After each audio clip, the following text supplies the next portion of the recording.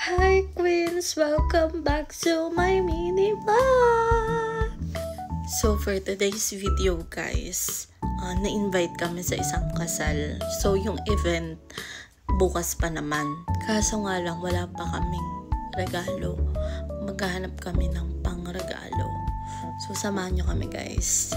Later! Actually guys, dapat kahapon pa ako nakabili ng pang-regalo. Kaso, napunta kami doon sa mga damit. Wala pa akong susuotin. Ang team kasi is color blue or shades of blue, neutral color or white. Yun lang yung pagpipilian mo.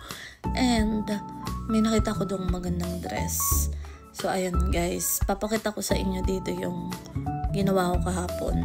And aside doon, napunta kami doon sa pamamalengke instead of hanap-hanap ng pangregalo. Ayan, pakita ko sa inyo. Hindi ako nilalamig.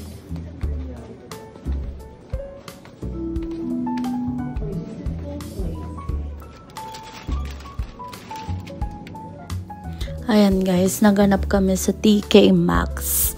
Yan, nang susuotin. Diyan ako nakahanap ng magandang dress. Pero, tarinay ko rin naman sa fitting room kung ano yung mas bagay. Yan, dalawa lang yung pinagpilian ko. So, yung first, ayan, malaki siya. Pero, pwede ko siyang lagyan ng belt. So, iniisip ko kung malalagyan ko ba siya ng belt or gusto ko na lang ba yung isa yan. Pero trinay ko lang muna. Pero maganda siya. Yan. Masyado siya mahaba nga lang sa akin. And then yan. Ang next. So sabi ko naman dito. Chubby ako medyo. Kaya gusto ko hindi masyadong kita yung tiyan. So ayan yung napili ko guys. Tapos umawra lang ako dyan. O diba? Sabi ko sa inyo na malengke lang kami. So, ayan. Pero, nagtry pa rin naman kami dyan sa Kmart. Kung ano yung, kung meron ba kami makikita dyan. Kaso kasi dito sa may amin, medyo maliit lang siya.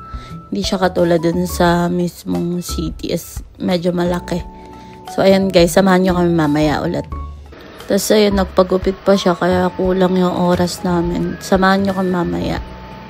So, ayun nga guys, kinapos kami ng time para dun makahanap ng regalo. So, doon na lang kami sa city maghahanap. And then, isa pa, wala din akong sandals na susuotin.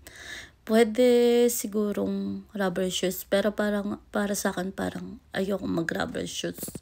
So, I preferred sandals siguro kapag meron. And maghanap tayo ng mura, of course. Syempre, dun tayo sa mura. And then, yun lang guys. Samahan nyo ako sa part 2. Bye-bye!